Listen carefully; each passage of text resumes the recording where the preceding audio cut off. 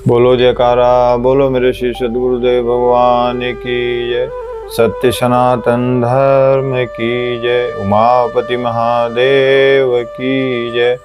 वक्रतुंड महाकाय सूर्यकोटि समप्रभा निर्विघ्नं कुरु मे देव सर्वकार्येषु सर्वदा सर्वकार्येषु सर्वदा। गुरु ब्रह्मा गुरुर्विष्णु गुरुर्देवो महेश्वरा गुरुर् साक्षात् परब्रह्म परमेश्वर तस्मै श्री गुरुवे नमः। तस्मै श्री गुरुवे नमः। ध्यान मूलम गुरु मूर्ति पूजा मूलम गुरुपदम मंत्र मूलम गुरुवाक्यम मोक्ष मूलम गुरु कृपा मोक्ष मूलम गुरु कृपा मोक्ष मूलम गुरु कृपा। प्रवचन संख्या 12 और श्री गुरु महाराज जी ने परमपुरी स्थान परमपुरी आश्रम में दिया हुआ प्रवचन है। और ये गुरु महाराज जी ने 19/2/83 ईस्वी का सत्संग है और श्री गुरु महाराज जी ने परमपुरी आश्रम में दिया हुआ है। श्री गुरु महाराज जी फरमा रहे हैं कि प्रेमियों बोलो हरिओम हरिओम हरिओम। आप सबों ने अपने कल्याण की अनेक बातें सुनी। आप यहाँ किसी उद्देश्य को लेकर आए हैं। आपके आने का जो मकसद है वह सब आपको समझा दिया गया। अपने हित अहित की बात आप स्वयं जानते भी हैं। अब गुरु महाराज जी का कहने का तात्पर्य ये है कि भाई हित अनहित के बात सब जानता है। तो इसी बात को लेकर गुरु महाराज जी फरमा रहे हैं कि हित अनहित सब जानता है। सत्संग में उन्हीं बातों को बार बार छेड़ा जाता है। वह इसलिए कि पता नहीं कब कौन सी बात लग जाए। सिर्फ सुन लेने से तो बात नहीं बनती। भोजन की व्याख्या सुन लेने से पेट थोड़े ही भरता है। अब ये ऐसा है कि गुरु महाराज जी का कहने का तात्पर्य ये है कि भाई खाली व्याख्या सुन लेने से ही अगर बात बन जाती तो फिर तो बात ही क्या थी। इससे तो उत्तम कोई बात ही नहीं है। जैसे भोजन की व्याख्या सुनने से पेट नहीं भरेगा और पेट नहीं भरेगा तो शरीर तंदुरुस्त नहीं होगा, उसी तरह सत्संग की बात को सुनकर अपने हृदय में धारण करके उस पर चलने की प्रक्रिया ही करना पड़ेगा। तब हमारे मन में हमारी आत्मा को भी पुष्टता मिलेगी, तभी हम सतमार्ग के काम को कर सकते हैं। गुरु महाराज जी के चरणों तक हम पहुंच सकते हैं और गुरु महाराज जी के बात को हम समझ सकते हैं। अगर हम मनमानी करेंगे, मनमानी सिस्टम में चलेंगे, अपने मन की व्यवस्था को सुनेंगे तो हम गुरु महाराज जी के राह में एक कदम भी नहीं रख सकते, क्योंकि वो राह ही ऐसा है। वो कठिन राह है, कोई नॉर्मल राह नहीं है कि जब मर्जी जब मनमानी करके आप चल दोगे। वो गुरु का राह ऐसा है कि स्पष्ट रूप से जब तक आप नियम पूर्वक जीवन को नहीं बनाएंगे, जीवन का नियम पूर्वक धारण करके गुरु महाराज की कही हुई बात पे सत्य रूप बना के नहीं चलेंगे, तब तक उस पद पे शायद ही हम कदम रख सकते हैं। तो इसीलिए गुरु महाराज ये फरमा रहे हैं कि भाई खाली सुनने से और व्याख्या के समझने से नहीं होगा, उस पर चलना पड़ता है, उस पर करना पड़ता है।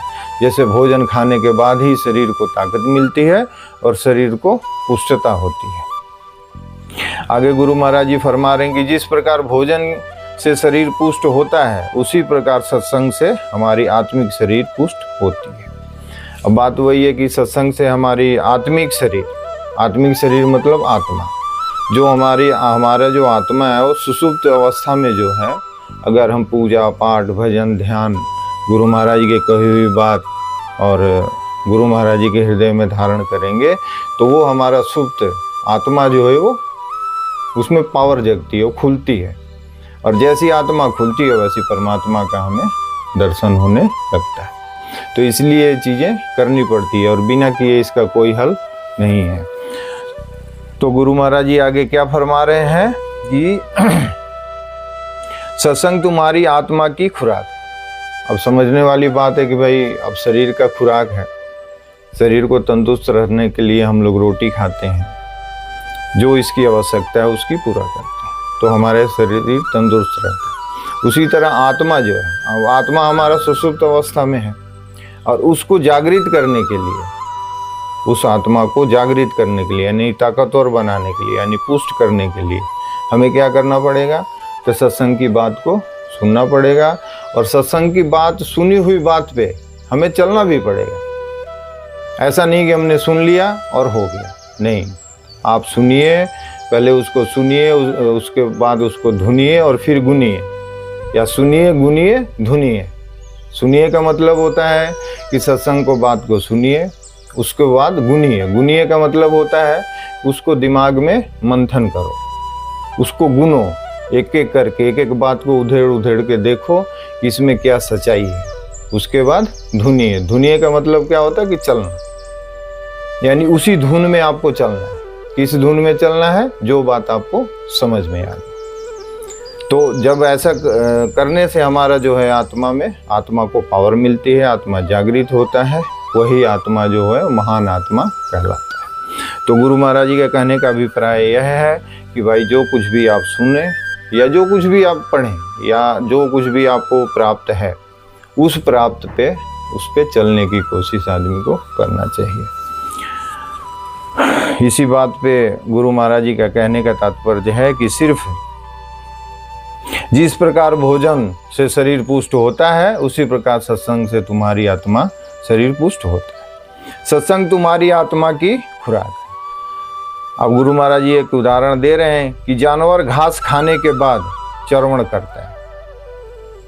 जुगाली यानी पागुर सिर्फ निगल जाता तो हजम नहीं कर पाता, पागुर करने से ही उसका भोजन पचता है। उसी प्रकार तुम सत्संग की बातों को सुन भर मत लो, सुनने के बाद इस पर मनन करो। हम यह नहीं कहते कि जो हम कहते हैं उसे मान ही लो, तुम उसे अपने मन में खूब तौल लो। यदि वह तुम्हें ठीक जचे तो मानो, उसकी सच्चाई में शास्त्र और महापुरुषों की बातों की गवाही लो।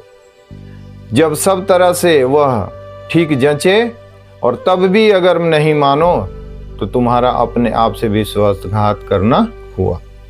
अब गुरु महाराज जी का कहने का मतलब ये है कि जब जो चीज़ आप बात समझ गए हो और जो चीज़ समझ के अगर उस पर आप नहीं चल रहे हो, यानी आपको पता है कि ये दो रास्ते हैं, एक रास्ता टेढ़ा मेढ़ा है और एक सीधा है। अब दोनों रास्ता का ज्ञान आपको है और उन रास्तों को ज्ञान करके भी अगर आप सीधे रास्ते पर नहीं चल रहे हो और टेढ़े रास्ते पर ही जा रहे हो, तो इसका मतलब ये है कि आप अपने आप से विश्वासघात कर रहे हो। तो गुरु महाराज जी के कहने का अभिप्राय है। और इससे पहले गुरु महाराज जी ने फरमाया था कि जानवर घास खाने के बाद चर्वण करता है। अब इसका तात्पर्य क्या है? गुरु महाराज जी समझाने की क्या कोशिश कर रहे हैं कि अगर गुरु महाराज जी एक एक शब्द के व्याख्या करते तो जो महाराज के पास जितना सिस्टम था, जितना बताने को लोगों को सिस्टम था, उस चीज को वो समझा ही नहीं पाते।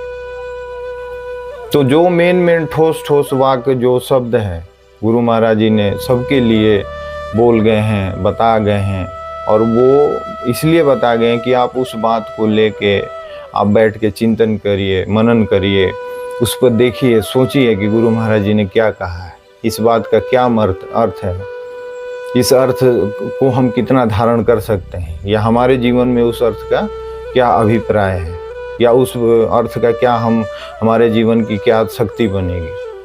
तो इन चीज़ों को सोच के अब गुरु महाराज जी का वही समझा रहे हैं कि जानवर घास खाने के बाद चर्वण करता है, यानी चर्वण करता है। अब जैसे हम लोग घास, अगर वो चर्वण ना करे तो उसको वो घास हजम ही नहीं होगा। जैसे एक जानवर है घास खाता है तो वो घास को सीधा निगल जाता है, और निगलने के बाद वो एक जगह बैठता है, और बैठने के बाद उसको एक एक गराई निकालता है और उसको चर्वण करता है, और चर्वण कर करके फिर उसको अंदर डालता है, फिर दूसरा निकाल। उसी तरह हम लोगों, इसका कहने का अभिप्राय ये है कि आप जो सत्संग सुनते हैं, यानी आत्मा को पुष्ट करने के लिए जो सत्संग रूपी घास आप चरते हैं या खाते हैं, उस चीज को आप चर्वण करें, यानी बैठ के चिंतन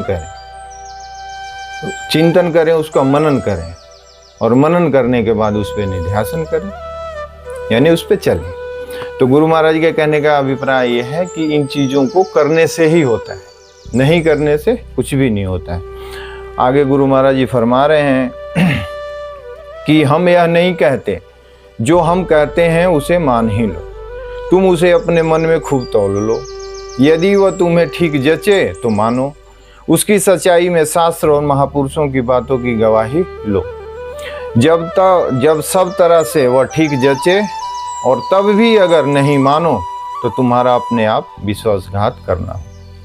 हम इसी बात नहीं कहते, हम जो भी कहते हैं उसकी गवाही में तुम्हारे मन की पेश करते हैं। यानी गुरु महाराज जी कहते हैं कि हम जो बात कह रहे हैं उसमें अपनी मन की गवाही को आप पेश कर लो। जो गुरु महाराज जी समझा रहे हैं, जो गुरु महाराज जी बता रहे हैं, उसमें अपने मन, सच्चे मन की, अपने बैठ के गुरु महाराज जी के आमने सामने बैठ के अपने मन को वहाँ पेश करिए और सच्चे मन से पेश करिए कि हमारा जीवन क्या है, हम कैसे चल रहे हैं। सच्चे मन से अपने गुरु महाराज जी के सामने कि हमारा कर्म कैसा चल रहा है, हमारा धर्म कैसा चल रहा है, हमारा विचार कैसा चल रहा है, हमारा चिंतन कैसा चल रहा है, हमारा मनन कैसा चल रहा है, हमारा निध्यासन कैसा चल रहा है, या हम क्या कर रहे हैं, क्या नहीं कर रहे हैं, कौन सा कर्म हमारा गलत है, कौन सा कर्म हमारा सही है, किस कर्म को हम करके सुखी हो रहे हैं। ये सब गुरु महाराज जी के सामने पेश होना चाहिए सच्चे मन से। अगर आप सच्चे मन से वहाँ पे पेश होते हैं तो गुरु महाराज जी की तरफ से आपको हर एक बात का जवाब मिलता है कि तुम ये करो, ये मत करो, इस चीज़ को छोड़ दो, इस चीज़ के साथ रहो, इस चीज़ का सेवन करो, इस चीज़ का मत करो। तो गुरु महाराज जी का प्यार ऐसा कि एक माँ के तरह आपके हर चीज़ में सपोर्ट करने लग जाते। बशर्ते इसमें शर्त क्या है कि सच्चे मन से, कोई उसमें दुरात भाव ना हो, यानी कोई उसमें मिलावट ना हो। सच्चा मन हो, सच्चा मन अपने गुरु महाराज जी के सामने हवाले करो, आपको सब कुछ अवेलेबल होने लगता है। और आप गुरु महाराज जी आपको ऐसे लगते हैं कि जैसे हमारे गुरु महाराज जी हमारे अंग संग, हर एक बात में हमारे अंग संग। कोई भी अगर समस्या है, कोई भी दिक्कत है या कोई भी उलझन है, सब गुरु महाराज जी उलझन को सुलझा देते हैं। बशर्ते क्या इसमें करना है कि अपने सच्चे मन से उस चीज़ को, उस उलझन को, उस बात को, उस विचार को उनके सामने पेश करना है सच्चे मन से। चालाकी से पेश किया जाएगा तो नहीं समझ में आएगा, क्योंकि वो जगह ही ऐसी है, वो सच्चाई का ही वहाँ पे आगमन होता है। अगर आप चालाकी से या कोई छल छिद्र से या कोई ऐसी बात विचार से अगर वहाँ प्रवेश करने की कोशिश करेंगे तो आप जिंदगी में नहीं कर सकते, क्योंकि वो डर ही ऐसा है। गुरु महाराज जी का दर ऐसा है जो सत्य का दर है। जब तक आप में सच्चाई नहीं होगा उसको टच नहीं कर सकते। आप वहाँ से दूरी बन जाएगा, आपका कोई ना कोई ऐसा कारण बनेगा कि वहाँ से आपकी दूरी बन जाएगी। और गुरु दरबार से दूरी बनना आप समझ लो कि आपका जीवन का पतन शुरू हो जाता है, क्योंकि गुरु का चरण ही ऐसा जगह है जो उस जगह से, इस दुनिया से मुक्त करा सकता है। बाकी कोई ऐसी ताकत नहीं। सारी ताकत आपको धन दे देंगे, पुत्र दे देंगे, परिवार दे देंगे, आपका मान बड़ा करा देंगे, दुनिया में नाम करा देंगे, लेकिन उस सत्य चीज पर नहीं पहुंचा सकते, उस मुक्ति धाम तक नहीं पहुंचा सकते। गुरु ही एक ऐसे तत्व हैं जो शिव हैं, जो उस तत्व तक आपको पहुंचा सकते हैं। इसलिए गुरु महाराज जी फरमा रहे हैं कि हम इसकी उसकी बात नहीं करते, हम जो भी कहते हैं उसकी गवाही तुम अपने मन को पेश करो। तुम निष्पक्ष भाव से सोचो कि क्या ठीक है। सिर्फ सुनने से तो कुछ नहीं होगा। जब तक जीवन में इसे अपनाओगे नहीं, तब तक तुम्हें अध्यात्म का पूर्ण आनंद नहीं आएगा। और गुरु महाराज जी कह ही रहे हैं कि जब तक आप, अब जैसे आदमी थोड़ा सा भी सच्चाई में चलने लगता है, थोड़ा सा पूजा पाठ ध्यान भजन करने लगता है, थोड़ा सा उनको लगता है कि भाई हमने थोड़ा जीवन में अच्छा कुछ किया है, तो वो सोचते हैं कि वो पूर्ण ब्रह्म हमें प्राप्ति हो जाए और उस चीज़ का मार्गदर्शन ही मिलने लगे। तो इससे नहीं होता है, यानी पूर्ण तरीके से लगना पड़ता है। वो राह ही ऐसा है। आप थोड़ा सत्य भी रखें और दोनों को साथ लेके चलें तो आप वहाँ नहीं प्रवेश कर सकते। आपको बिल्कुल एकदम निष्पक्ष होके लगना पड़ेगा। जैसे एक बच्चा है जो अपने माँ को समर्पण हो जाता है। अब माँ जहाँ मरसुलाए, जहाँ बैठाए, जहाँ जो खिलाए, जैसा व्यवस्था दे, उसमें वो बच्चा खुश रहता है। उसको आगे का कुछ सोचना नहीं होता।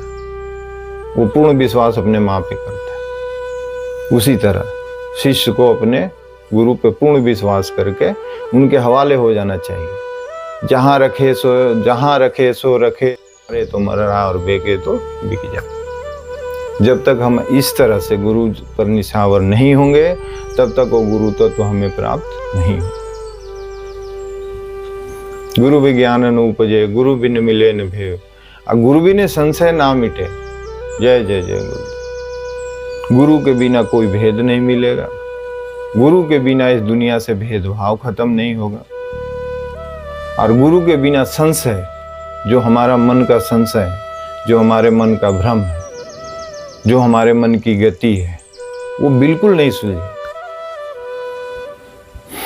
तो गुरु महाराज जी का कहने का तात्पर्य ये है कि पूर्ण रूप से, पूर्ण भरोसा से, पूर्ण विश्वास से, पूर्ण आत्मसमर्पण से अपने गुरु महाराज जी के समर्पण हो जाइए और देखिए फिर आपको कितना आनंद आता है। ऐसे लगेगा कि जैसे आप दुनिया में अकेले हैं ही नहीं, आप जहाँ हैं आपके गुरु महाराज जी आपके साथ। जंगल, झाड़, दुनिया, जहान, कहीं भी आप चले जाए, आपका भय खत्म हो जाता है जिंदगी। आप एकदम निर्भय हो जाते हैं, ये चीज होती है। इसलिए गुरु महाराज जी आगे फरमा रहे हैं कि आज तुम लोग गुरु दरबार में आए। अब गुरु महाराज जी वहाँ परमपुरी आश्रम में भंडारा होगा कोई, या हो सकता है बसंत पंचमी का भंडारा हो, तो ऐसे मौक़ों पर गुरु महाराज जी सत्संग काफ़ी देर तक करते, 2-2 घंटे, 3-3 घंटे। आज तुम लोग गुरु दरबार में आए हो। आने का मतलब, बहुत लोग तो सुन सुना कर आते हैं कि महात्मा के पास जाकर, मंदिर देवालय में जाकर हमारे दुख दूर हो। अब गुरु महाराज जी का वही बात आ जाती कि भाई लोग सेल्फिस्ता में आके ये सारी चीज़ें सुन के गुरु दरबार में जाते हैं या मंदिर में जाते हैं कि भाई हम जाएंगे तो हमारा एक इच्छा पूरा हो। ठीक है, वो भी दूर हो सकते हैं। जगत मजूरी देत है तो क्या राखे भगवान।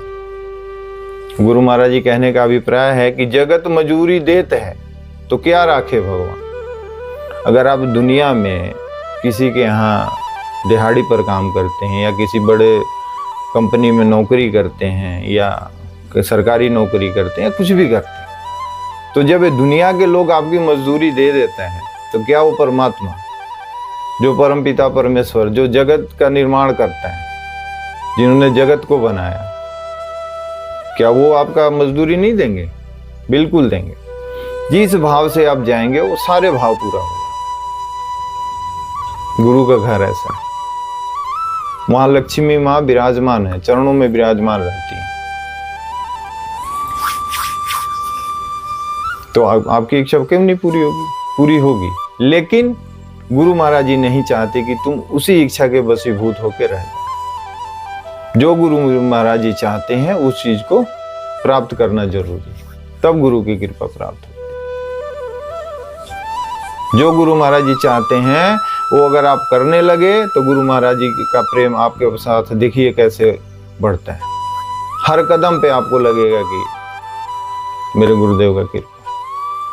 तो इसीलिए गुरु महाराज जी ये फरमा रहे हैं कि ठीक है, जो भी दूर हो सकते हैं, जगत मजूरी देते हैं तो क्या राखे भगवान। तो वही बात है कि जब जगत के लोग में काम करते हैं तो उसका मजदूरी मिल जाता है, तो क्या भगवान थोड़ी मना करेंगे। लेकिन जो भगवान चाहते हैं वो हमें करना चाहिए। बाकी की चीजें तो, जो चीज हमारे प्रारब्ध में हो तो मिलने ही मिलने हैं, चाहे हम सोचे चाहे ना सोचे। कभी कभी आप देखते हैं कि आप जो चीज नहीं सोचते आपको मिल जाता है, और जो चीज सोचते वो आपको मिलते ही नहीं, अब उसे काफी दूर हो जाते हैं। जो अपना सपना बना के आप चलते वो सपना आपका पूरा नहीं होता, और जो आप नहीं सोचते वो सब वो पूरा हो जाता है। तो क्या है ये सिस्टम है, उस परमात्मा का सिस्टम है। हम लोग यहाँ ऐसे सिस्टम में बना के भेजे गए हैं कि हम उसी हिसाब से चल सकते हैं। मनमानी करेंगे तो हमारा एक्सीडेंट वाली बात हो जाती है कि अगर हम रोड पर चल रहे हैं और नियम पालन करके ना चलें, तरीके से ना चलें, स्पीड लिमिट में ना रखें, ध्यान को एकाग्र ना रखें, तो हमारा कहीं भी एक्सीडेंट हो जाता है। उसी तरह ये चीज़ है और इस चीज़ को समझना पड़ता है। वही गुरु महाराज जी फरमा रहे हैं कि अरे दुनिया में किसी जिम्मेदार के यहाँ दिन भर काम करो तो वह शाम को मजदूरी देता है, तब क्या भगवान के नाम पर कष्ट उठाकर कुछ पाने से वंचित रह जाओगे? नहीं रह सकते। तो गुरु महाराज जी कह रहे हैं कि लोग समझते हैं कि भूखा रहना, नंगा रहना, घर छोड़ देना ही तप कहलाता है। यह तप नहीं है, यह तो तामसी तप है। अपने स्वधर्म का पालन करने के लिए जो कष्ट सहा जाता है वह तप कहलाता है। आज तुम अपने घरों के सुख छोड़कर यहाँ आए, हम चाहकर भी तुम्हारे लिए वैसी व्यवस्था नहीं कर सके, इसलिए तुम्हें कष्ट बहुत हुआ। मगर तुम्हें समय पर भोजन ना मिले, सोने की व्यवस्था ठीक ना हो, इसका कसूरवार मैं ही नहीं हूँ। अब देखिए गुरु महाराज जी भक्तों को समझाने के लिए कितनी स्पष्ट बात बता रहे हैं कि भाई अब आप दरबार में आए हो, यहाँ आपको कोई रहने में कष्ट है, आपको भोजन में कष्ट है, आपको चाय नाश्ता में कष्ट है, आपको सोने में कष्ट है, तो आप ये मत सोचो कि ये गुरु महाराज जी का घर है। आप ये गुरु महाराज यही तो समझा रहे हैं कि ये सोचोगे तो आपको लगेगा कि यार यहाँ मेरी लिए तो कोई व्यवस्था नहीं। अरे वो गुरु महाराज जी तुम्हारा ही घर है, वो गुरु महाराज जी तुम्हारे लिए ही बना है, हमारे लिए ही बना है, हम ही लोगों के लिए ही बना है। अब वहाँ कोई दिक्कत हो रहा, कोई परेशानी हो रही है, तो हम भक्तों का ही फर्ज बनता है कि वहाँ हम जाएं, वहाँ का समस्या को देखें, वहाँ का समस्या दूर। हमारे पास शक्ति है, पावर है, जिस चीज़ से है, किसी अगर तन है तो तन से करना है, मन है तो मन से करना है, धन है तो धन से करना है, यानी सेवा करना है गुरु महाराज जी के दर। तो वही गुरु महाराज जी समझा रहे हैं कि अगर यहाँ कोई कष्ट होता है तो ये मत समझो कि इसमें मेरी मतलब मेरे तरफ से कोई दिक्कत है, ये तुम्हारा ही घर है, तुम इसका व्यवस्था बना सकते हो। अब इसी बारे में गुरु महाराज जी आगे फरमा रहे हैं और बच्चे बड़े अच्छे तरीके से समझा रहे हैं कि भाई इस चीज़ को इस तरह से समझना पड़ेगा। सोने की व्यवस्था ठीक न हो, इसका कसूरवार मैं ही नहीं हूँ। यह अकेले मेरा घर तो नहीं है, तुम यहाँ मेहमान बनकर नहीं आए हो, यह तुम सबका घर है।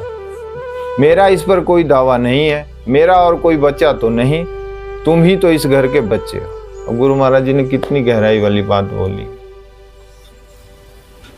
कि आखिर ऐसे भक्तों के मन में ऐसी बात आती होगी तभी तो गुरु महाराज जी ने बात बोला है कि भाई तुम भी इस घर के बच्चे हो, ये तुम्हारा घर है। यहाँ पे अगर कोई आपको कमी दिख रही है तो उसको दूर करो।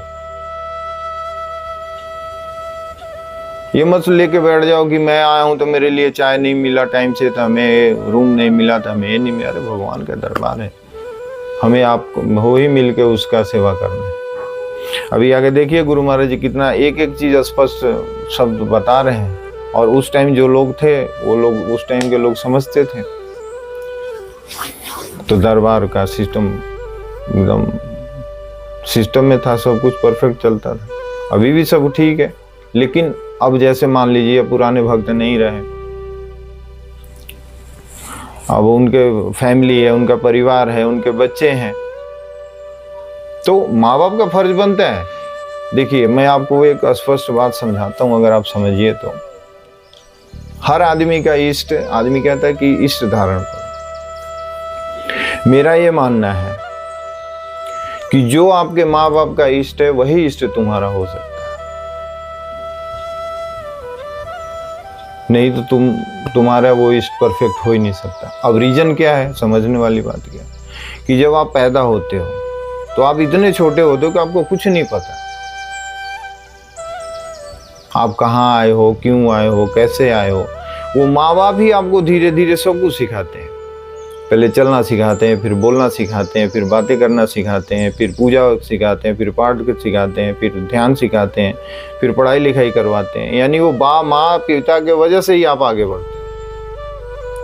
और सबसे पहले अगर मंदिर में माथा टेकवाना भी होता है तो माँ बाप ही कहते हैं कि ये हमारे इष्ट है, इनकी आप माथा टेक।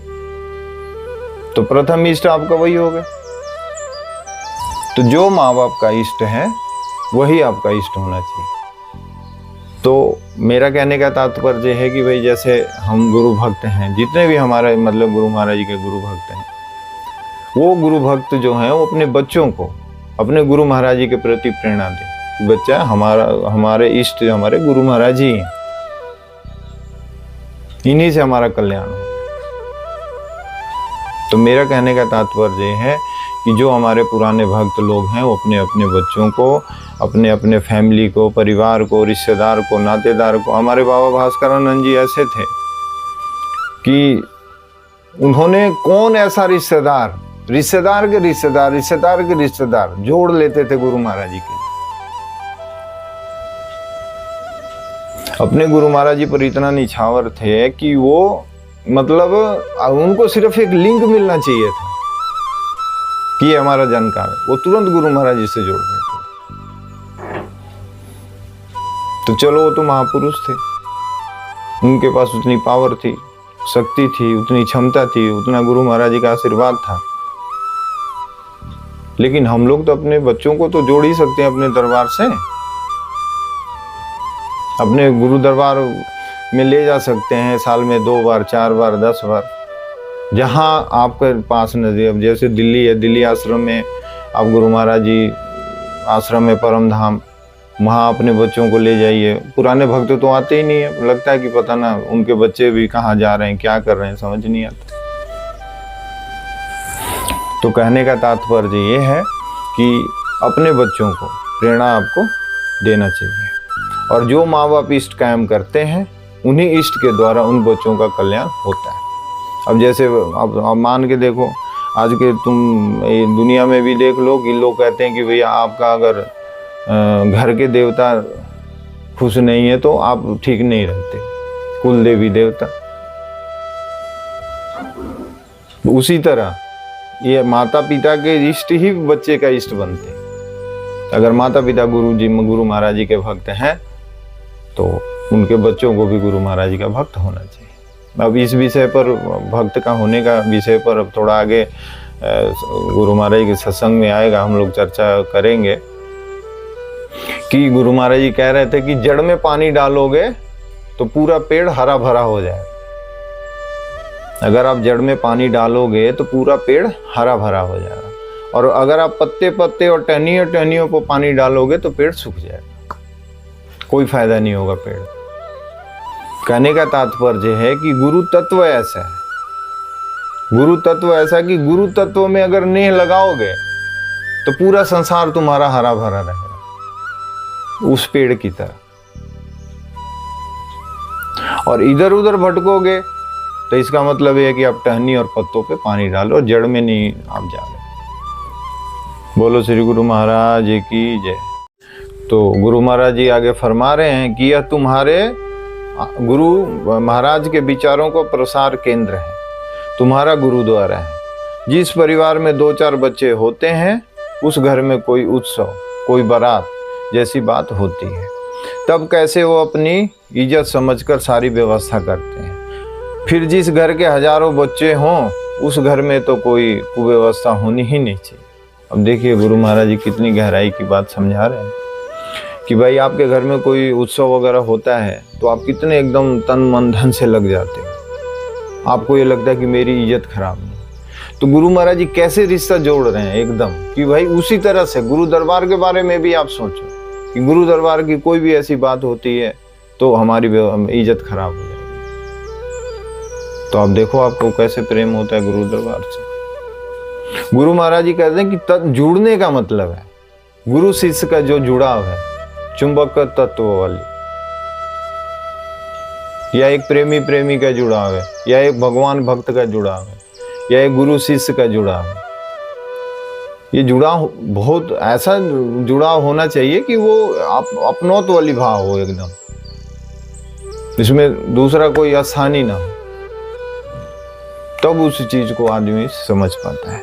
तो गुरु महाराज यही समझा रहे हैं कि इस तरह का व्यवस्था गुरु दरबार में होना चाहिए और इसमें कोई ऐसी बात नहीं मानना चाहिए। अब गुरु महाराज जी, अब मैं जैसे बता रहा था कि भाई अपने गुरु भक्तों को, अपने बच्चों को दरबार से जोड़ना चाहिए। आप जहाँ भी हैं, जिस स्थान पे हैं, परमपुरी में है, नंगली में है, आश्रम है, चंडीगढ़ में है, दिल्ली में है, भरमाण में है, या कहीं भी आप गुरु दरबार से जुड़े हैं, आपको नियम पूर्वक अपने गुरु दरबार में अपने को, परिवार को, अपने फैमिली को, अपने बच्चों को जरूर ले जाना चाहिए। अपने गुरु महाराज जी के बारे में बताना चाहिए, उनकी बातें समझाना चाहिए, उनकी नंगली महाराज जी के बारे में, नंगल बिहारी महाराज जी के बारे में, परमपुरी सरकार के बारे में, दयालु परमहंस जी के महाराज के बारे में, जुगल जोड़ी सरकार के बारे में, कहीं के कोई भी भक्त हो, गुरु महाराज जी, दयालु परमहंस महाराज जी के उसमें हमने एक बात कहीं अध्ययन किया था कि महाराज का कोई भक्त कहा था कि गुरु महाराज जी ने ऐसा पीपल का वृक्ष लगाया है कि उस वृक्ष का टहनी टहनी पात दुनिया में फैला हुआ है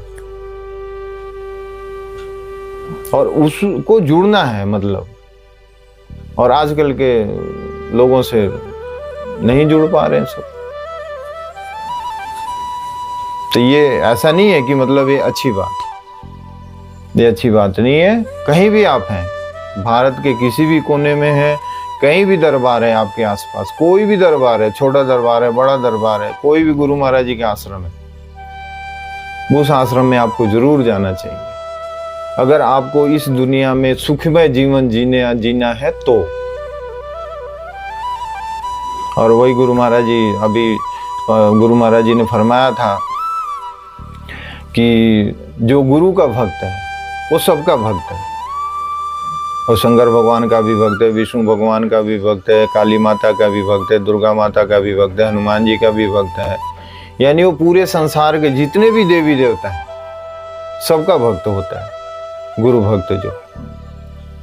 अब इसी में टारगेट जुड़ता है कि जड़ में पानी डालोगे तो सब हरा भरा। तो उसी तरह जो गुरु का भक्त सच्चा भक्त हो गया इस संसार में, वो सबका भक्त होता है, उसके लिए कोई दुरात भाव नहीं होता। माता पिता का भी भक्त होता है। और इस उदाहरण के लिए आप भगवान राम को ले लीजिए, भगवान कृष्ण को ले लीजिए, दयालु परमहंस महाराज जी को ले लीजिए, नंगली महाराज जी को ले लीजिए, परमपुरी भगवान को ले लीजिए, नंगल महाराज को ले लीजिए, वो सबका भक्त हो जाता है। हनुमान जी को ही ले लीजिए, हनुमान जी तो सबसे बड़े भक्त बने, वो भी गुरु भक्त थे। और जब तक आप गुरु के भक्त नहीं बनेंगे तो उस परमात्मा का आप दर्शन नहीं कर सकते, और जब तक आप परमात्मा के दर्शन नहीं करेंगे आप तब तक सुखी नहीं हो सकते, इस ऋषि से मुक्त नहीं हो सकते। और जीते जी मुक्त होने का सबसे बड़ा यही अभिप्राय है कि आप गुरु दरबार से जुड़िए, गुरु महाराज जी के बातों से जुड़िए। अब वही आगे गुरु महाराज जी फरमा रहे हैं कि ये जो गुरु द्वारा बना हुआ है ये गुरु महाराज जी के प्रचार प्रसार का केंद्र है, गुरु महाराज जी के बातों को प्रचार प्रसार का केंद्र बना हुआ है। फिर जिस घर में हजारों बच्चे हों उस घर में तो कुव्यवस्था होनी ही नहीं चाहिए। यहाँ जब मैं पहले आया था तब तो लंगोटी और अल्फी में था। गुरु महाराज जी फरमा रहे हैं कि भाई जब मैं पहले यहाँ गुरु महाराज जी आए थे तो ऐसे ही अलमस्त फकीर थे, न उनका थैला भी नहीं होता था, जल पीने के पात्र भी नहीं होता था, अलमस्त जहाँ जो मिल गया जैसे जो होगा गुरु महाराज जी की कृपा से चलता था। और वो अपने गुरु महाराज जी के इतने बड़े भक्त थे, हनुमान थे, हनुमान रूप में थे। तो वही गुरु महाराज जी फरमा रहे हैं कि जब मैं यहाँ पहला आया था तो लंगोटी और अल्फी में आया था, शायद मेरे पाँव में जूते भी नहीं थे। और सही बात है, उस टाइम के जो हमारी माता जी वगैरह थी जो उस समय तो बताती थी कि गुरु महाराज जी, नाना जी वगैरह या हीरा मामा जी वगैरह सब बताते। हम लोग तो बच्चे थे तो सुनते ही थे कि गुरु महाराज जी जब आए थे तो पैर में जूते भी नहीं थे, एक अल्फी, और मैंने कहीं पढ़ा भी था कि महाराज जी एक अल्फी और एक लंगोटी रखते थे, लंगोटी बांध के ऐसे अल्फी बांध लेते थे। अब गंगा जी में स्नान करते तो पहले अल्फी सुखाते थे, फिर अल्फी पहन के स्नान करते थे। तो ऐसा मतलब अंतरंग जीवन था वो। इन्होंने कहा कि महाराज जी आश्रम बनाया जाए। हम उस वक्त झोपड़ी में रहते थे, हमने कहा आश्रम बनाना तो दरवाजे पर हाथी बांधना है, तुम बेकार झगड़े में मत पड़ो, अभी तो मैं आज़ाद हूँ और तुम भी, मैं आता हूँ सत्संग करता हूँ और 10-20 दिन रहकर चला जाता हूँ, मेरे जाने के बाद तुम स्वतंत्र हो, तुम्हें कोई फिक्र नहीं होती। अगर तुम लोगों का यह भाव है कि आश्रम बने, गुरु महाराज जी का विचारों के प्रचार प्रसार का केंद्र बने, तो मुझे कोई एतराज नहीं, मगर मैं तुमसे एक बात कहता हूँ, तुम प्रत्येक एक एक पर्चा लिखकर पेश करो कि तुम्हारे भावानुसार आश्रम कैसा बने। सबने पर्चे लिखे, किसी ने लिखा वहाँ तालाब बनना चाहिए। अब देखिए गुरु महाराज जी का ये बात शुरू से ही गुरु महाराज जी के विचार में था कि आश्रम के आगे तालाब होना चाहिए और वहाँ शंकर भगवान का मंदिर होना चाहिए। तो गुरु का वाक्य है, आज नहीं तो कल पूरा होना ही है। और गुरु महाराज जी जब कह के गए हैं तो महापुरुषों के बात पूरा होने में टाइम लगता है। अब उसका सेवा कौन करेगा? अब गुरु महाराज जी को पता है कि भाई वो सेवा कौन करेगा, तो कोई ना कोई भक्त आ जाएगा, क्योंकि दुनिया चली जाएगी, दरबार तो रहेगा।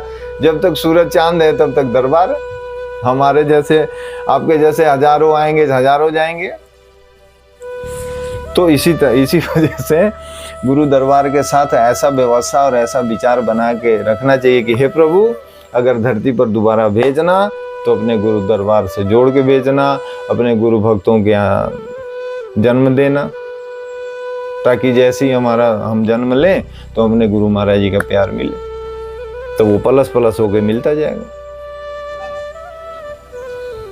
तो इसीलिए गुरु महाराज जी ये सारी चीजें समझा रहे हैं कि भाई इस तरह के भाव और विचार बना के हम चलेंगे तभी हमारा बात बनेगा। और गुरु महाराज जी ने सबसे पर्चा लिखवाए और सबके पर्चा देखे भी। और अब किसी ने क्या लिखा, वहाँ तालाब बनना चाहिए, मंदिर बनना चाहिए, किसी ने लिखे यहाँ ऐसी व्यवस्था होनी चाहिए, लोगों का ऐसा नियम होना चाहिए, आदि आदि। मैंने सबके पर्चे पढ़े, तब पूछा तुम सब ऐसा आश्रम बनाना चाहते हो? सबने कहा हाँ महाराज जी। महाराज जी मैंने कहा तुम्हारा आश्रम जरूर बनेगा, मगर पहले एक बात मेरी सुन लो। यहाँ तुम जितने भक्त आए हो, प्रत्येक ऐसा सोच लो कि तुम्हारे घर एक एक लड़की और पैदा हो गई। अब गुरु महाराज जी ऐसी बातें समझा रहे हैं कि भाई जब तक इस तरह का भाव नहीं बनाओगे तब तक ये बात नहीं चलेगी। यानी तुम्हारे घर में एक एक लड़की पैदा हो गई। उम्र भर लड़की को तो देना ही पड़ता है ना, आदमी उससे कुछ लेता नहीं। वह लड़की के घर रोटी खा ले तो भी 5 रुपए दे आता है। उसी प्रकार आश्रम में जो भी तुम्हें कुछ न कुछ देना ही होगा। तुम अपनी हैसियत के मुताबिक अपनी लड़की पर जितना खर्चा करते हो उतना तुम आश्रम के लिए करने को तैयार हो तो समझो तुम्हारा आश्रम बना ही बना। अब तो गुरु महाराज जी देखिए कितना उच्च भाव समझाया कि भाई आप मान लोगे ना कि हमारे घर में एक लड़की हो गई, तो लड़की होते ही लक्ष्मी रूप है, वहां दान का भाव आता है। तो जब दान के भाव आ गया तो आप दरबार में दान कर सकते हैं। जितना खर्चा हम लड़की, अब हमारे पास मान लीजिए है तो हम एक और एक्स्ट्रा मान लेंगे। और जब मान ले गुरु महाराज जी के लिए मानेंगे तो उसमें बरकत अपने आप ही होनी। तो गुरु महाराज यही फरमा रहे हैं कि मान लो कि तुम्हारे घर में एक एक लड़की हो गई है और लड़की पर जितना खर्च करते हो उतना ही तुम आश्रम के लिए करने को तैयार हो, तो समझो तुम्हारा आश्रम बन गया। अब तुम्हें अपने कर्तव्य में जितनी कमी की उतना ही तुम्हारे लिए यह कष्ट बना हुआ है। तुम अपना फर्ज पूरी तरह अदा करो तो तुम्हारे लिए कोई कमी ही नहीं रह जाएगी। फिर तो यहाँ स्वर्ग बन जाएगा। यहाँ आकर किसी का मन जाने को ही नहीं करेगा। पहले तुम अपने कर्तव्य का पूरा अंजाम दो। अब गुरु महाराज जी के जैसा भाव था, जिस हिसाब से गुरु महाराज सत्संग करते थे, समझाते थे, गुरु महाराज जी ने वैसा अपने जीवन में किया। अपने गुरु दरबार के लिए सब कुछ गुरु महाराज जी ने त्यागा था। सब कुछ जो भी था सब गुरु महाराज जी ने त्याग के अल्फी और लंगोटी में, जब गुरु महाराज जी श्री महाराज जी का शरीर जब समाधि ले लिए थे तो उसके बाद परम महाराज जी 15-16 साल तक पूरे भारत का भ्रमण ही करते रहे। तो समर्पण भाव, जब तक आप तो उस गुरु के शिष्य जो हनुमान स्वरूप है, तो आपको तो हम लोगों में तो समर्पण भाव ऐसा होना चाहिए कि कूट कूट के बड़ा होना चाहिए। हमारे रग में समर्पण होना चाहिए अपने गुरु महाराज जी के प्रति। जब बात बनेगी, नहीं तो नहीं बनेगी। आगे गुरु महाराज जी फरमा रहे हैं कि आश्रम बनाने का मतलब जायदाद खड़ी करना कतई नहीं है। निराश्रितों को आश्रय मिले, साधक जिज्ञासुओं को उनको सेवा भक्ति के लिए अनुकूल परिस्थिति एवं परिवेश मिले, इस ख्याल से आश्रम का निर्माण कराया जाता है। यहाँ दाखिल होने पर जब तुम्हें दीक्षित किया गया तभी तुमसे तन मन धन तीनों मांग लिया गया, सब कुछ ईश्वर अर्पण करा दिया गया। मोक्ष तो तुम्हारा उसी वक्त हो गया। कैसे मोक्ष हो गया? देखो, धान के ऊपर जब तक उसका छिलका लगा होता है तब तक मिट्टी में पड़ते ही अंकुरित हो जाता है, फिर अंकुर पौधा बनता है, फलता फूलता है। अगर धान का छिलका उतार दो, उसे कूट दो, तो इसे बोने पर अंकुरित नहीं होगा। उसी प्रकार तुम्हारे ऊपर तन मन धन का छिलका चढ़ा हुआ है, तुम्हें पहले उस छिलके को उतारने के लिए ही कहा गया है। अब अगर तुम वादा करके भी उसे न उतारो तो कसूर तुम्हें ही है। चाहे आज उतारो या 1000 जन्म बाद, उतारना तो पड़ेगा ही। उतारोगे तभी आगे जन्मना बंद होगा, कल्याण होगा। आज ही अहंकार का छिलका उतार दो, तुम अभी तरते।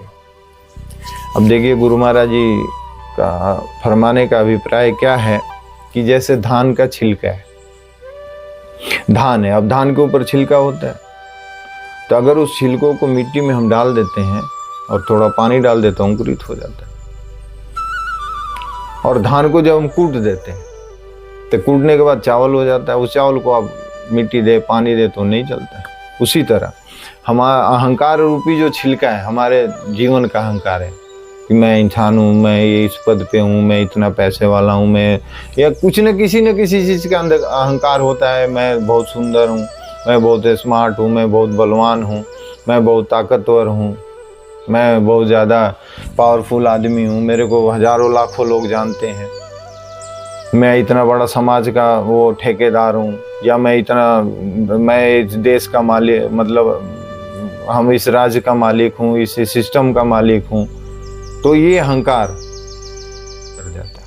तो जब ये अहंकार उतर जाएगा तो हम उसी चावल रूप हो जाएंगे जिसमें हमारे मन में कोई कर्म का बीज होगा ही नहीं, तो जन्मना मरना हमारा बंद हो जाएगा। वही गुरु महाराज जी फरमा रहे हैं और इसी पे एक दृष्टांत दे रहे हैं कि महाराज जनक का किस्सा सुने ही हो।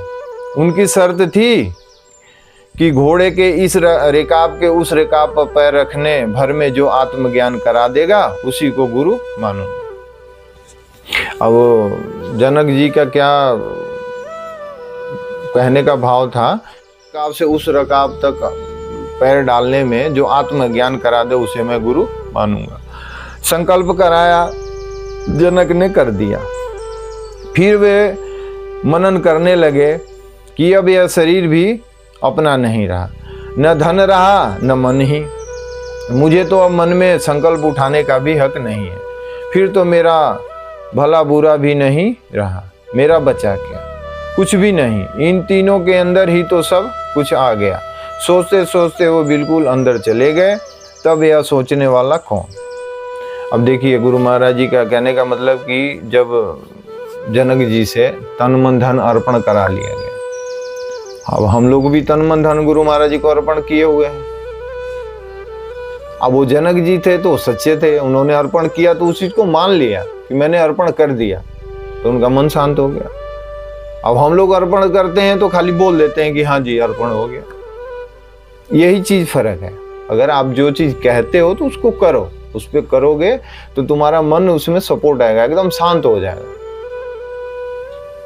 और खाली कहते रहोगे, करोगे कुछ नहीं, तो फिर आप जैसे बेचैन रहोगे, क्योंकि बेचैन होने वाला तो मन है।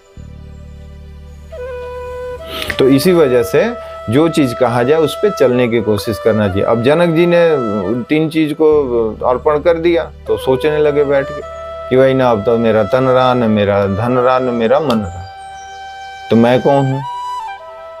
तो जब ये बात आई तो मैं कौन हूं, तो मैं कौन में फिर वो पता चल गया कि भाई मैं आत्मा हूं, मेरा तो कुछ है ही नहीं।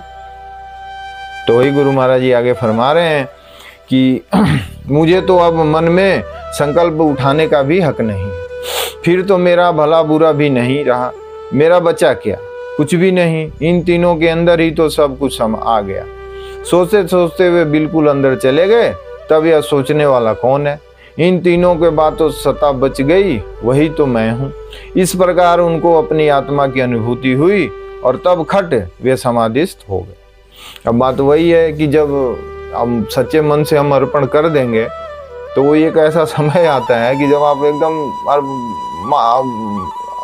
अर्पण कर दिए कि भाई बस अब हमारा कुछ नहीं, तो वहाँ तुरंत टक मन में गुरु महाराज जी का दर्शन होता है और गुरु महाराज जी आपको जो कुछ भी चाहिए होता है सब समझा देते, स्पष्ट रूप में आपके साथ हो जाते हैं और आपको पता चल जाता है कि हमें क्या करना है, हमें क्या नहीं करना है। तो वही चीज ज्ञान हो जाता है। वैसे जनक जी को हो गया, समाधिस्थ हो गए, जब उनका कुछ रहा ही नहीं। अब जनक जी का एक बहुत बड़ा और भी कहानी है, लेकिन वो बाद में आगे आएगा क्योंकि समय ज़्यादा हो रहा है, इसलिए आगे मैं इस गुरु महाराज जी का सत्संग आगे को बढ़ा रहे हूँ। गुरु महाराज सोचने लगे कि यह तो हिलता ही भी नहीं। अब जनक जी को जो गुरु महाराज जी ने दीक्षा दिलाया था, अब जनक जी तो सोचे से समाधिस्थ हो गए। अब गुरु महाराज जी सोचने लगी हो तो हिलता भी नहीं। उसी समय एक ब्राह्मण आया, बड़ा तेजस्वी था। वह जनक देखते भी नहीं देख रहे थे, बिल्कुल जड़वत स्थिति थी। सुन ब्राह्मण कुपित हुआ और अनशन बकने लगा। राजा को जरा सा संकल्प हुआ, ये ब्राह्मण मेरा अपमान करता है। ब्राह्मण हंस पड़ा, अरे अब अपमान किसका, अब तू रहे ही नहीं तब अपमान किसका। जनक का मन उसे और भी अंतर्मुख हो गया, तब उन्हें निर्विकल्प समाधि लग गई। जब बहिर्मुख हुए तब अजीब सी दशा हो गई। बाहर से मन उजड़ गया, एकदम उपराम हो गया। महाराज पूछ पड़े, क्यों जनक, अब क्या ख्याल है। उन्होंने ताज उठाकर चरणों पर रख दिया और जंगल जाने को तैयार हो गए। गुरु महाराज हंस पड़े, यह ताज तो मेरा और तन भी मेरा, अब मेरे शरीर को तू जंगल ले जाने वाला, मेरा ताज को किसी को देने वाला कौन है। अब देखिए, अब तो जनक जी और गुरु महाराज जी के आमने सामने का बात है, लेकिन अगर उस तरह के आप अर्पण कर देते हैं तो आपके हृदय में भी वही गुरुदेव और जनक वाली बात चलने लगती है कि जब मैंने सब कुछ अर्पण कर दिया है तो फिर मेरा क्या रह गया। और वही खट जवाब आता है कि भाई तू जंगल जाने वाला कौन, तेरा शरीर नहीं है, तेरा मन नहीं है, तेरा विचार नहीं है, तो तू जंगल क्यों जा रहा है। ये तो सब गुरु महाराज जी का है। तो अब यही तो सेवक भाव बनाना है कि जब सब गुरु महाराज जी का, तो जो गुरु महाराज जी कह रहे हैं वही करना हमें। और स्थिति तब बनेगी जब हम समर्पण, पूरे समर्पण भाव से करेंगे। वही आत्मा परमात्मा का दर्शन का मिलन होता है। ख्याल रखना, पहले राजा तुम थे, राज तुम्हारा था, अब राज मेरा और राजा मैं हूं। अब गुरु महाराज जी कह रहे हैं कि भाई तूने जब सब कुछ अर्पण कर दिया तो राजा मैं हो गया, राज भी मेरा है। ये तूने तन मन धन अर्पण किया, नहीं तेरा शरीर भी मेरा हो गया, तेरा मन भी मेरा हो गया, तेरा धन भी मेरा हो गया, तो तेरा तो कुछ रहा नहीं। यही चीज तो करना है। और जब तेरा कुछ नहीं रहा तो फिर गुरु महाराज जी का सुनने का। अब जब गुरु महाराज जी क्या कह रहे हैं कि भाई ये तेरा तन है, तेरा मन है, तेरा धन है, तो ये तूने मुझे दिया है तो मेरे किसी काम का नहीं है, मैं तेरे को वापस दे रहा हूँ। अब देने का मतलब ये है कि भाई ये गुरु महाराज जी का चीज है, इसको गुरु महाराज जी का चीज समझ के यूज करोगे तो इसे ना आपको मोह बनेगा, ना ममता बनेगा, ना आपको कलेश होगा, ना टेंशन होगी। एक सेवक बन के, एक सेवा समझ के करते रहो। तो आगे गुरु महाराज जी फरमा रहे हैं कि इसमें तुम्हारा अभिमान कुछ नहीं, राजकाज में कोई फर्क न आने पाए। यानी गुरु महाराज जी अपना तन भी दे के, मन भी दे के और धन भी दे के ये बताने की कोशिश करें कि भाई ये गुरु महाराज जी के समझ के करोगे तो आपको ये करो और इसमें कोई दिक्कत नहीं आनी चाहिए। अब करोगे तो नहीं आएगी, पहले अपना समझ के करते थे तो दुनिया भर का बवाल था। तो अर्पण का भाव ये होता है कि जब आप अर्पण किए हैं तो उसको मन से अर्पण करना पड़ता है। ऐसे नहीं कि बातों बातों में अर्पण कर दिए, मन से आप अर्पण कर देंगे तो आप अपने आप गुरु महाराज जी के प्रेमी हो जाएंगे, गुरु महाराज जी के प्रिय हो जाएंगे। उनके बिल्कुल चरणों के पास आपको लगेगा कि बस हम हाजिर नाजिर मेरे गुरु महाराज जी हैं और जो गुरु महाराज जी मुझे आज्ञा दे रहे हैं वही मैं कर रहा हूं। और आप दोष मुक्त होके उस परम धाम को प्राप्त हो जाते हैं। गुरुदेव ने फिर उन्हें राजा बनाकर सिंहासन पर बैठा दिया। अब जनक पहले से भी ज्यादा तत्पर होकर राज संचालन करने लगे। देह में रहकर भी विदेह कहलाए। अब ये ऐसा समर्पण भाव था तभी जनक जी विदेह कहलाए। यानी गुरु महाराज जी का दिया हुआ चीज गुरु महाराज जी का समझ कर उन्होंने सारा काम किया। सब कुछ किया, पूरा राज परिवार भी चला, सब कुछ, फिर भी देह से विदेह कहा। तो ये अर्पण का भाव है, और इस अर्पण का भाव को समझना पड़ेगा, जब भी कुछ बात बनेगी, नहीं तो फिर तो कुछ नहीं, फिर वो जीने खाने और मरने वाली जिंदगी चलती रहेगी। यही है गुरु महाराज जी के कहने का, यही अभिप्राय है। स्थिति हो जाना कोई बच्चों का खेल भी नहीं है। उन महापुरुषों की वह स्थिति तुरंत नहीं हो गई, वे सैकड़ों हजारों वर्षों से उन साधना कमाई में लगे होंगे, तब जाकर संकल्प करते हैं, उनका मन उस पर टिक गया। और सही बात है कि एक दिन की बात तो नहीं है, ये तो जन्मों जन्मों की बात होती है, तो इसीलिए इसमें घबराने वाली कोई बात नहीं है। गुरु महाराज जी की जो आज्ञा उस पर बस संकल्प करके चलना है और गुरु महाराज जी के व्यवस्था में रहना है। अब तुम सत्संग की बातें सुनते तो हो, पर उसका असर तुम पर नहीं होता, तुम उसका मनन नहीं करते, सुने और वहीं छोड़ दिया। असल में उन बातों का तुम पर असर उल्टा पड़ता है। जब आदमी शराब पी लेता है तब उसे कर्तव्य अकर्तव्य का भान नहीं रहता। ठीक उसी तरह मोह रूपी मदिरा को पीकर सारा संसार उन्मत्त हो गया। मैं फलस्वरूप जिस कार्य को करने के लिए यह संसार में आया उसको भूल गया। शरीर तो इसलिए मिला कि उससे अपने प्रारब्ध को भोग कर साधन कमाई द्वारा आत्म का साक्षात्कार करो, परंतु इस दुर्लभ शरीर को तुमने विषय भोगों में व्यर्थ गुजार दिया। पशु भी इसी प्रकार सिर्फ विषयों को भोगते हुए जीते हैं, तब इंसान इससे भिन्न कैसे हुआ? इसलिए कि वो अच्छा खाना खाता है, अच्छा पहनता है। पशु भूसा खाकर भी तुमसे ज्यादा तगड़े हैं। मोर और खरगोश जैसी कोट तुम 1000 रुपए में भी नहीं पा सकते। फिर तो तेरा अहंकार मिथ्या है। तुम अपना पोशाक ड्राई क्लीन कराते हो, पर खरगोश तो कभी नहीं कराता। सब दिन उसकी कोट साफ और सुंदर रहती है, फिर भी तुम मनुष्य अशरफुल मखलूकात कहलाते हो। अब गुरु महाराज जी ने सारी बातें समझा दी कि भाई इस तरह का जो परमात्मा ने जिसके लिए दिया है वो उत्तम, फिर भी मनुष्य को अशरफुल मखलूकात कहलाते हैं। तुम जैसी देह के लिए देवता भी तरसते हैं। क्यों? इसलिए कि तुम इस शरीर के साधन करके डायरेक्ट मोक्ष प्राप्त कर सकते हो। इतना उत्कृष्ट जन्म पाकर भी तुम दुखी क्यों हो? इसलिए कि तुम्हारा दिल दिमाग ख्वाहिशों से भरा हुआ है। जिसमें जितनी अधिक ख्वाहिशें हैं उतना ही वह दुखी है। शंकराचार्य से पूछा, दरिद्र कौन है? कहा, विशाल तृष्णा। अब गुरु महाराज जी का कहने का अभिप्राय क्या है कि भाई जिसके पास जितना ही तृष्णा है, जितना ज्यादा तृष्णा उतना ही दुखी है, उतना ही दरिद्र है। तो इस तृष्णा को खत्म करना है, अपनी ख्वाहिशों को कम करना है, अपनी ख्वाहिशों को अपने गुरु महाराज जी के ख्वाहिशों से जोड़ देना है और हमारा जीवन सफल होने लगता है। आगे गुरु महाराज जी फरमा रहे हैं कि बिना आसक्ति खत्म किए तुम बद्रीनाथ चले जाओ या कैलाश महाकैलाश चले जाओ, तुम्हारा जन्म अवश्य होगा। और जब जन्म होगा तब सारे प्रपंचों में पड़ो ही। जन्म का बीज मन की इच्छाएं हैं। दुनिया किसी को बंधन में नहीं डालती, तुम्हारी उसमें आसक्ति ही बंधन में डालती है। अब पूछो इच्छाएं कैसे खत्म कर दें? आसक्ति से रहित होकर कर्म करो, तब गृहस्थी में रहो, बाल बच्चों के बीच रहो, फिर भी तुम छूट जाओगे। वह आसक्ति कैसे छूटेगी? विचार से, विवेक से छूटेगी। विवेक मतलब वह दृष्टि जो सत्य को सत्य और असत्य को असत्य दिखे।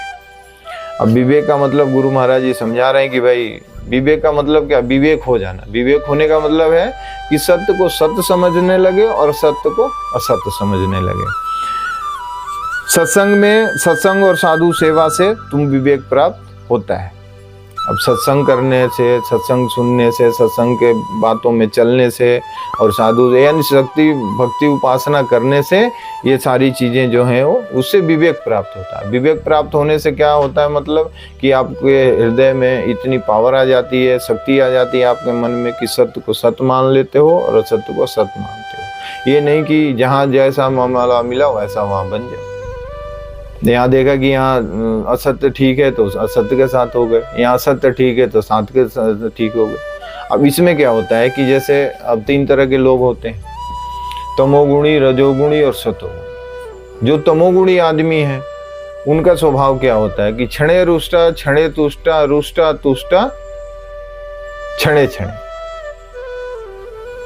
क्षण में रुष्ट हो जाना, क्षण में संतुष्ट हो जाना, क्षण में दानी बन जाना, क्षण में रोने लगना, यानी क्षण क्षण का व्यवस्था है। क्षणे रुष्टा, क्षणे तुष्टा, रुष्टा तुष्टा, क्षणे क्षण। अब तमोगुणी लोग का तो ये व्यवस्था है, लेकिन रजोगुणी का क्या है कि वो 50% इधर भी सत्य में चलते हैं और 50% असत्य में चलते हैं, तो उनको विवेक प्राप्त नहीं होता। तमोगुणी वालों के लिए तो विवेक के पास ही नहीं फटकते। अब जो सतोगुणी व्यक्ति है उसको विवेक प्राप्त होता है। तो जब सतोगुणी विवेक को प्राप्त कर लेता है तो उसमें वो पावर आ जाती है, वो शक्ति आ जाती है, और वो उसी हिसाब से चलने लगता है कि सत्य को सत्य मान ले, असत्य को असत्य मान ले। ये नहीं कि जहां व्यवस्था देखा वहां, तो वो सतोगुणी है ही नहीं, वो रजोगुणी और तमोगुणी में विचरण कर रहे हैं। अब रजोगुणी में भी 50-50 आदमी आ जाता है ना, जैसे कह देते कि यार चल कोई नहीं 50-50 तो बहुत है, तो 50-50 का मतलब 50-50 हो जाता है। और 100 में 100 लेना वो सतोगुणी लोगों का काम, ये अपने हिसाब से उस चीज को प्राप्त करते हैं। तो गुरु महाराज जी आगे फरमा रहे हैं कि अब तुम यहाँ सत्संग सुनने आए हो, आश्रम तुम्हारे लिए सत्संग का केंद्र बनाकर खड़ा किया गया है। उस कोई व्यक्ति गत जायदाद नहीं बनाया गया है, फिर इसमें और दुनिया के घरों में क्या फर्क है? बना तो यह भी वैसे ही है जैसे दुनिया के घर, मगर उस घर को तुम कहते हो मेरा घर, और यहाँ कहते हो गुरु महाराज जी का घर। वहां यदि झोपड़ी है तो तुमसे तुम्हारा मन आसक्त है, और यहाँ वहां से दूनी सुविधाएं हैं, महल बंगला बने हैं, तब भी तुम इससे आसक्त नहीं हो सकते। यहाँ के लिए जो जो भी करोगे वह परमार्थ भाव से, सेवा भाव से करोगे, उसका फल अनचाहे भी गुरु महाराज जी को अर्पित हो जाएगा। हम तो कहते हैं कि यदि यहाँ भाव सेवा में लगे रहो तो कुछ काल के बाद तुम में महान परिवर्तन आ जाएगा। अब देखिए गुरु महाराज जी कह रहे हैं कि चाहे जैसे मर्जी अपने गुरु दरबार में लगे रहो, सेवा से मन लगता नहीं लगता तो भी जाओ, करो, कुछ न कुछ करते रहो, भाव को भाव जैसे भी करोगे वो एक समय ऐसा आएगा, गुरु महाराज जी फरमाए रहे हैं कि महान परिवर्तन आ जाएगा तुम्हारे जीवन में। इस आश्रम की सेवा से तुम्हारी दुनिया की आसक्ति टूट जाएगी, जैसे कांटे को निकालने के लिए एक दूसरा कांटा गड़ाया जाता है, यानी एक कष्ट को दूर, जैसे कांटा चुभ गया पैर में तो दूसरा कांटा लगा के निकालना पड़ता है। दे देना, एक बड़ा दर्द को हटाने के लिए एक छोटा दर्द लेना पड़ता है, तो आदमी ले लेता है, और जब वो निकल जाता है तो दोनों को ही फेंक देता है, इंसान सुखी हो जाता है। तो वही गुरु महाराज जी फरमा रहे हैं कि जैसे कांटे को निकालने के लिए एक दूसरा कांटा गड़ाया जाता है, फिर उसे निकाल देने पर दोनों को त्याग दिया जाता है, उसी प्रकार इस आश्रम की आसक्ति पैदा होते ही की आसक्ति छूट जाएगी। कहो फिर आश्रम की आसक्ति भी तो बंधन करेगी, इसकी आसक्ति सिर्फ गुरु महाराज जी के वास्ते होगी। अतः गुरु महाराज के स्थूल शरीर से प्रेम जग जाएगा, महाराज के शरीर से प्यार होने से उनके वचनों में प्यार पैदा होगा, और उसके वचन तो शास्त्र और सत्पुरुषों के उपदेशों के सार है। उनका उपदेश यह वह बीज मंत्र है जिसे उन्होंने दीक्षा देते वक्त दिया, अतः उससे सिमटकर नाम से मन जुड़ जाएगा। इस प्रकार उसका संबंध नामी से हो जाएगा, तत्पश्चात जीव का कल्याण हो जाएगा। दो प्रकार की सृष्टि से तुम्हारा संबंध है, एक ईश्वरकृत सृष्टि, दूसरी जीवकृत सृष्टि। तुम आज यहाँ जितने लोग बैठे हुए हो वह ईश्वरकृत सृष्टि के जीव हो, तुम्हारा एक दूसरे से कोई संबंध नहीं, इसलिए संबंध तुम्हारे दुख का कारण नहीं बनेगा।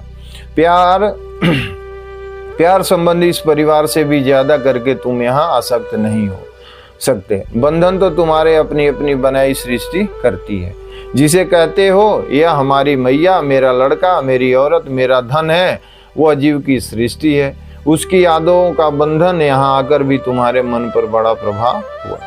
ईश्वर की सृष्टि किसी को बंधन नहीं करती, उस अपनी सृष्टि को भी अपनेपन का अहंकार उतारकर ईश्वर की सृष्टि मानने लग जाओ तो तेरा बेड़ा पार है। जीव की सृष्टि का प्रभाव मन से हटाकर उसका संबंध ईश्वर कृत सृष्टि से जोड़ देना है, सिर्फ इतना ही तो करना है। अब गुरु महाराज जी का समझाने का क्या अभिप्राय है कि एक जीवकृत सृष्टि और एक ईश्वरकृत सृष्टि। अब जो ईश्वर की सृष्टि है उसमें सब लोग हैं, समाज है, देश है, दुनिया है, जहान है। ये हम कहीं बैठे हैं, सत्संग में बैठे हैं, तो वहाँ 2000, 4000, 5000 जो लोग हैं वो सब ईश्वर की सृष्टि है। अब उसी सत्संग में कोई, किसी का माँ बैठी है, किसी का बहन है, किसी का भाई है, तो वो अगर वो मान रहा है वहां जाके कि मेरी माँ है, मेरा भाई है, मेरा बहन है, इनको ऐसा सुविधा मिलना चाहिए, इनको ऐसा व्यवस्था मिले, बाकियों के लिए कुछ नहीं हो, तो वो जीव की सृष्टि हो। तो गुरु महाराज यही फरमा रहे हैं कि ईश्वर की सृष्टि और जीव की सृष्टि। अब जीव की सृष्टि में अब जैसे हम मान लेते हैं कि हमारा बेटा है, हमारी पत्नी है, हमारा परिवार है, ये है वो है, इसमें कष्ट है। अब इसी को हम ईश्वर की सृष्टि मान लें कि ये जो भी कुछ है ये मेरा नहीं है, परमात्मा का दिया हुआ है, गुरु महाराज जी का दिया हुआ है, मुझे इनकी सेवा करनी है, मुझे इनके सारे धर्म का पालन करना है, चाहे जैसे भी करना है, मेहनत करके करना है या सच्चाई से चल के करना है, तो करना है। तो आपको फिर कष्ट नहीं होता है उसमें, आप सुखी रहते हैं। और जहां मान लेते हैं कि ये मेरा है, तो आपको उसमें अहंकार आ जाता है कि मेरा बच्चा सबसे बढ़िया लगे, मेरा बेटा सबसे बढ़िया हो, दूसरे का, आपको दूसरे का बच्चों को बुराई नजर आता है, अपने बच्चे में सिर्फ अच्छाई नजर आता है, अपने परिवार में अच्छाई नजर, सामने वाले में सब में बुराई आपको नजर आता है। तो ये होता है जीवकृत और ईश्वरकृत सृष्टि का मतलब। तो गुरु महाराज यही फरमा रहे हैं कि अब तुम आओ और इस घर को संभालो, इससे अपने प्रेम बनाओ। घर से मन क्यों जुड़ा हुआ है, घर से मन क्यों जुड़ा हुआ है, उसे क्यों नहीं छोड़ना चाहता। कारण स्पष्ट है, वहां तूने अपना तन मन धन लगाया, यहाँ के लिए अभी वैसा किया नहीं। अब गुरु महाराज जी कह रहे हैं कि भाई अपने घर में तो सब कुछ लगाया, लेकिन दरबार के लिए तुमने वैसा नहीं किया, इसलिए दरबार से आपका प्रेम नहीं जुड़ रहा है। स्पष्ट बात है। अब गुरु महाराज जी जब कह रहे हैं तो गुरु महाराज जी के बात पे तो ध्यान देना चाहिए, आदमी को समझना चाहिए। जब गुरु महाराज जी की हम बात नहीं समझेंगे तो हमारे को दुख के अलावा दुनिया में कुछ नहीं मिलेगा। मैंने भी बड़ी इस चीज को अनुभव किया हुआ है, इसलिए मैं ये चीजें आपको विशेष तौर पर जोर दे के बता रहा हूँ। जैसे जैसे यहाँ तुम्हारा तन मन धन लगता जाएगा, वैसे वैसे उधर से मन हटता जाएगा। एक दफा मेरे श्री गुरु महाराज जी पूछने लगे। अब गुरु महाराज जी बता रहे हैं कि श्री महाराज जी यानी श्री नंगली निवासी भगवान जी ने परम महाराज जी से एक बार पूछा होगा, क्या तुम्हें कभी अपना घर याद आता है। नंगली महाराज जी परम महाराज जी से पूछ रहे हैं कि भाई क्या तुम्हें अपना घर याद आता है। तो परम महाराज जी ने फरमाया कि मैंने कहा महाराज जी, जब साथ के महात्मा आपस में अपने घरों की चर्चा चलाते हैं तब मुझे भी घर का याद आता है, वैसे तो कभी याद नहीं आता। महाराज कह पड़े, बताओ भला तुमने कौन सा तप किया है जो घर भूल गया। नंगली महाराज जी कह रहे हैं कि बताओ कि भाई तुमने ऐसा कौन सा तप किया जो घर भूल गया। बाहर के साधु 50 वर्षों तक जंगल सेवा करते हैं, नाना प्रकार के योग जप करते हैं, तब भी उनका मोह घर से नहीं टूटता और अक्सर पाकर अपने घर वालों को पैसे भेजने लगते हैं। जो ममत्व कैसे साधुओं का भी नहीं खत्म होता, वह गुरु दरबार की सेवा से कुछ ही काल में खत्म हो जाता है। अब गुरु महाराज जी क्या समझा रहे हैं समझिए आप कि भाई इतना करने के बाद भी ममत्व आदमी को खत्म नहीं होता, लेकिन गुरु दरबार में अगर सच्चे मन से आप जुड़ जाते हो तो कुछ काल के बाद ही आपको गुरु महाराज जी की ऐसी कृपा होती है कि सब वारे न्यारे हो जाते हैं। तो वही गुरु महाराज जी फरमा रहे हैं कि साधु दाढ़ी बढ़ाकर भस्म लगाकर नहीं बना जाता। महात्मा कहते हैं, केस के बढ़ाए सेती कैसे नरतरी हैं, मोर क्यों न तरे जाके गज गज पर है। यानी मोर जब केस बढ़ाने से ही अगर इंसान तर जाता तो मोर के गज गज भर के पर हैं, तो वो क्यों नहीं तरता। अब तुम यहाँ जो कुछ सुनते हो उस पर विचार करो। अगर तुम्हें मेरी बात ठीक लगे, शास्त्र से प्रमाणित जचे, तो उसे तुम मानो। आज जग सिद्ध नहीं होगा, जोग जब तब तुमसे नहीं होगा। तुम्हारी क्षमता और पात्रता का विचार करके ही आधुनिक जमाने साध संतों ने गुरु भक्ति का रास्ता तुम्हारे लिए सर्वसुलभ और सरल बताया है। इससे तुम आसानी से अपनी मंजिल तय कर सकते हो। अब सही बात है कि भाई गुरु महाराज जी से सरल और गुरु कृपा से सरल दुनिया में कुछ भी नहीं है। इसलिए गुरु महाराज जी फरमा रहे हैं कि गुरु भक्ति का रास्ता तुम्हारे लिए सर्वसुलभ और सरल बताया है। यानी गुरु भक्ति के अलावा दूसरा कोई रास्ता नहीं इस कली काल में आगे बढ़ने के लिए।